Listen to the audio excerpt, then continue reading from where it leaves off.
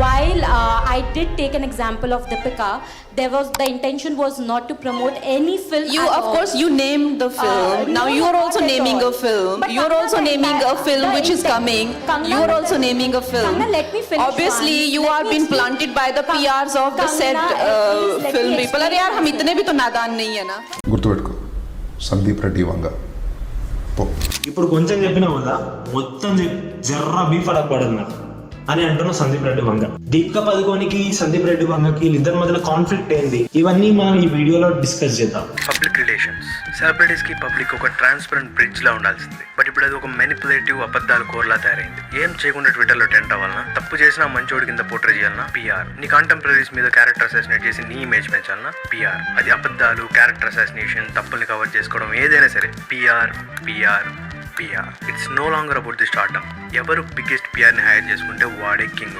एक नया चीज आ गया है which is called PR, जहाँ पे people try too hard to position themselves, set a perception about themselves.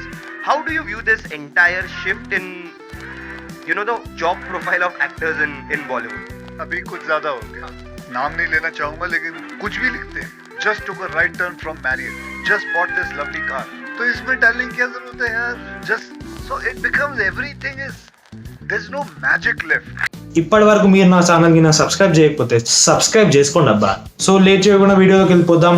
3 రోజుల నుంచి దీపికా పదుకోని పిఆర్ అకౌంట్ నుంచి ట్వీట్ల మీద ట్వీట్లు వస్తున్నాయి. అసలు అది ఏంది ముచ్చడని చెప్పేసి ఇన్ డెప్త్ గా వెళ్తే మాత్రం ఒక విషయం బాగా క్లియర్ కట్ గా కనిపిస్తుంది. అదేంటంటే సందీప్ రెడ్డి వంగతోని దీపికా పదుకోనికి ఉన్న ఇష్యూ ఏందని చెప్పేసి దాని గురించి ఒక పెద్ద టాపికే నడుస్తుంది బాలీవుడ్ లో. ఆ టాపిక్ ఏంటంటే, మనందరికీ తెలుసు దీపికా పదుకోని స్పిరిట్ మూవీలో ఫీమేల్ లీడ్ గా చేస్తుందని చెప్పేసి. ఇన్ని రోజులు మనం అందరం అదే అనుకున్నాం. కాకపోతే ఒక సడన్ ట్విస్ట్ లాగా సందీప్ రెడ్డి వంగ నుంచి ఒక ట్వీట్ వచ్చింది అనమాట. ఆ విషయం ఏంటంటే, దీపికా పదుకోని కొన్ని రీజన్స్ వల్ల ఆమెను తీసేయాల్సి వచ్చింది సందీప్ రెడ్డి వంగ. సో కొన్ని రీజన్స్ ఏంటి అని చెప్పేసి తర్వాత మాట్లాడదాం మనం. కాకపోతే అది యూజువల్ గా జరుగుతూ ఉంటాయి, చాలా పెద్ద మూవీస్లలో అలాంటి విషయాలు చాలా జరుగుతూ ఉంటాయి. So it's like a common thing actually. But in any case ఏదైనా జరగచ్చు. కాకపోతే కొన్ని విషయాలు చెప్పొద్దు అని చెప్పేసి ఒక యాక్టర్ ఆ సినిమా నుంచి రిమూవ్ అయ్యాక కూడా కొన్ని కండిషన్స్ అనేవి ఉంటాయి అన్నమాట. ఏదైనా ఒక యాక్టర్ ఒక సినిమాలో నుంచి బయటకు వచ్చారంటే ఆ సినిమాకి సంబంధించిన ఏ విషయాలు కూడా బయటికి లీక్ చేయదు. బికాస్ అది ఆ సినిమాని రిఫ్లెక్ట్ చేస్తుంది, ఆ సినిమా ఒక పబ్లిసిటీని డిక్రీజ్ చేస్తుంది అని చెప్పేసి అందరికి తెలిసిన విషయం. సో ఆ కేసులో దీపికా పదుకోని ఒక మిస్టేక్ చేసింది. ఆ మిస్టేక్ ఏంటంటే, కొన్ని రీజన్స్ వల్ల సందీప్ రెడ్డి వంగ ఆమె చెప్పిన 6 hours ఆఫ్ వర్క్ కానీ, లేకపోతే ఆమెకు కొంత షేర్ కావాలని చెప్పేసి ఇవన్నిటి ఏవైతున్నాయో ఇవన్నిటి వల్ల ఆమె బయటికి రావాల్సి వచ్చింది. సో జరిగింది, అందులో పెద్ద విషయం ఏం లేదు, అక్కడికే సార్ట్అవుట్ అయ్యే విషయం అదే యాక్చువల్ గా. కాకపోతే ఎందుకు ఇంత పెద్ద ఇష్యూ అయిందంటే, సో ఆమె బయటకు వచ్చాక, సినిమాల నుంచి బయటకు వచ్చాక ఆమె పిఆర్ టీమ్ ద్వారా ట్వీట్లు రావడం స్టార్ట్ అయింది. సో అక్కడ నుంచే ఈ స్టోరీ అంతా స్టార్ట్ అయింది అనమాట.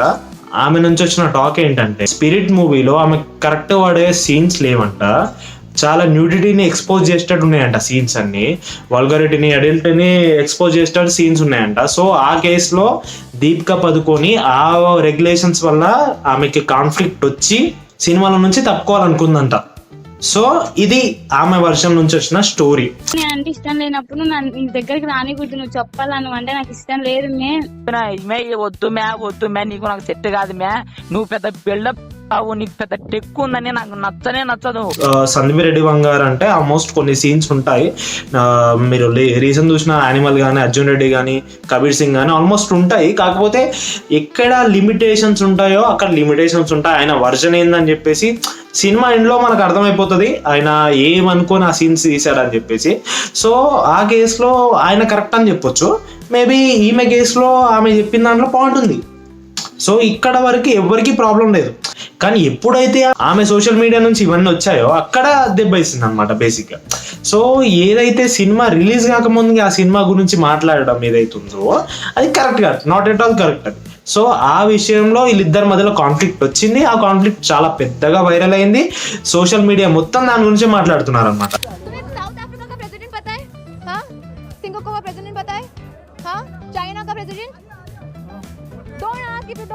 సో ఇది జరుగుతున్న ప్రాసెస్ లో మళ్ళీ సందీప్ రెడ్డి నుంచి ఇంకొక ట్వీట్ వచ్చింది. ఆ ట్వీట్ ఏంటంటే ఒకసారి మీరే చూడండి. సో ఆయన ఏం చెప్తున్నారంటే, ఇది కదా నీకు తెలిసింది, అంటే నువ్వు చేయాల్సింది ఇంతేనా, అంటే నువ్వు చేసేది ఇంతేనా, నీకు ఇంతకు మించి ఇంకేం రాదా, ఇవన్నీ మాట్లాడుతూ ఆయన ఒక పెద్ద ట్వీట్ వేశాడు అనమాట. ఆ ట్వీట్ అంతా ఇక్కడ పెడుతున్నాను, మీరు చూసి చదివేయండి. సో ఈ కాంట్రవర్సీ మీద చాలా మంది చాలా పెద్ద పెద్ద మాటలు మాట్లాడుతున్నారు. ఐ మీన్ కొంతమంది దీపికా పదుకొనే సైడ్ తీసుకున్నారు, కొంతమంది ఏమో సందీప్ రెడ్డి వంగ సైడ్ తీసుకున్నారు అనమాట. కొంతమంది దీన్ని బాలీవుడ్ నెపోటిజం అంటున్నారు, కొంతమంది దీన్ని బాలీవుడ్ అరే బ్యాడ్ గేమ్స్ అంటున్నారు, పిఆర్ గేమ్స్ అంటున్నారు. సో ఇవన్నీ జరుగుతూ ఉన్నాయి. సో ఇందులో నిజం ఎంత ఉంది, అబద్ధం ఎంత ఉంది అని పక్క పెడితే 100% కొన్ని నిజాలు జరిగినాయి, అవేందో మేము ముందు పెట్టాను ఇప్పుడే. సో ఇందులో నుంచి మీరేం పిక్ చేసుకుంటారు, ఎవరిది కరెక్ట్ అంటారు, దీపికా పదుకొనేయా లేదా సందీప్ రెడ్డి వంగనా? ఆయన సందీప్ రెడ్డి వంగ ఒక పెద్ద మాట అన్నాడు, ఏంటంటే ఇప్పుడు కొంచెం చెప్పినావు కదా, మొత్తం జర్రా బీఫ్ అడగపడదు నాకు అని అంటున్న సందీప్ రెడ్డి వంగ. సో ఇంత పెద్ద మాటని చాలా గట్టిగా తీసుకున్నారు బాలీవుడ్. సో మరి ఫ్యూచర్లో దీని గురించి ఏమైనా ఎఫెక్ట్ అవుతుందా, స్పిరిట్ మూవీకి ఏమైనా పెద్ద ఎఫెక్ట్ పడుతుందా, లేదా లైట్ తీసుకుంటారా అన్ని కాంట్రవర్సీ లాగానే? అంటే బాలీవుడ్కి ఇలాంటి అలవాటే లేదు అనుకోని. సో ఇలాంటివి జరుగుతాయా లేకపోతే ఏమైనా సీరియస్గా తీసుకుంటారా తెలీదు. సో చూద్దాం ముందు ముందు ఏం జరుగుతుందో. Let's see. Thanks for watching.